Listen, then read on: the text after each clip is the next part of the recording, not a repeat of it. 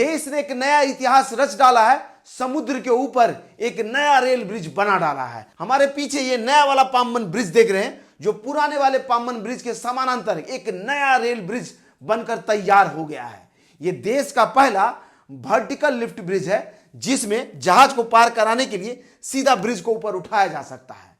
आप भी कभी इस शानदार ब्रिज को देखना चाहते हैं तो आप रामेश्वरम जाइए, पामबन ब्रिज के ऊपर से खड़े होकर के इसे देखिए, बड़ा ही मजा आएगा। अक्टूबर महीने में इसका लोकार्पण होने वाला है और आपके ट्रेन अब सीधा रामेश्वरम तक की यात्रा कराने वाली है। साथ ही इसका लॉन्ग वीडियो हमारे YouTube चैनल और Facebook पेज पर उपलब्ध है, आप सर्च कर वहां देख सकते हैं। यह वीडियो अगर आपको अच्छा लगा हो तो इसे दोस्तों और रिश्तेदारों को शेयर जरूर कीजिए।